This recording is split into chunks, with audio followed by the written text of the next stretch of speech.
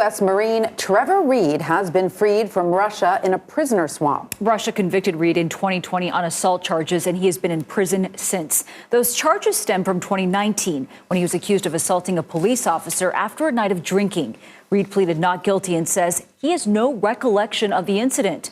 The U.S. government says he was wrongfully imprisoned. They've raised questions also about the fairness of his trial. Now, in exchange for his freedom, the U.S. released a Russian pilot convicted of drug smuggling in 2010.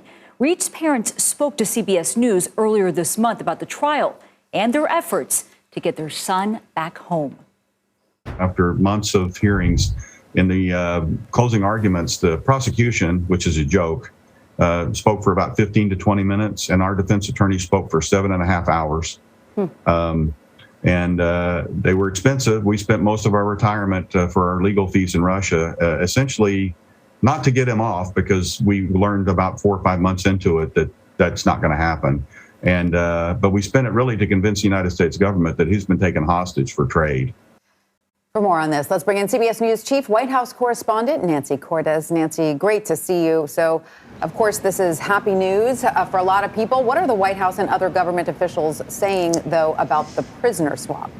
They've had quite a lot to say about it, actually, this morning, Tanya. They're saying, first of all, that Trevor Reed is back in U.S. custody at this point, and that he is in good spirits after being held in Russia for almost 3 years. They're saying that it took months and months of hard work by individuals across the U.S. government, from the State Department to the White House and elsewhere, to get him freed. Now, they confirmed that he had been exchanged for this Russian pilot who you mentioned, who had been jailed here in the U.S. on drug charges, convicted of smuggling cocaine into the U.S. And they said that in order to make this swap, that President Biden commuted that Russian's sentence, which he had served the majority of. And they noted that President Biden felt that this was a very difficult decision to make, but that he ultimately did it out of concern for Trevor Reed's health, because it had been reported recently that he was ill, perhaps had tuberculosis. And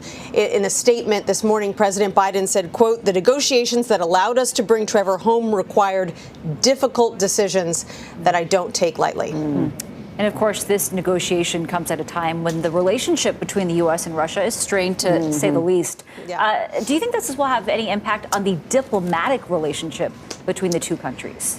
Interestingly, State Department officials, Nancy, this morning really stressed the fact that this was a discrete set of conversations and negotiations over this one particular issue, and that they didn't touch on any wider issues having to do with the U.S.-Russia relationship. But they did say that these types of breakthroughs are seen as opportunities to try to find common ground in other areas. Now, of course, when it comes to the war in Ukraine in particular, the U.S. has tried, many countries have tried to negotiate with the Russians, talk to the Russians, try to get them to change course. So far, that has been completely ineffective. They've been brushed off by the Russians. But State Department officials say they do see it as a good sign that they were at least able to bring this particular negotiation to a successful conclusion. Yeah, sometimes diplomacy has to stay narrow to be effective. All right. So Nancy, you also mentioned, of course, that President Biden believes that wrongfully detained Americans, those detained abroad,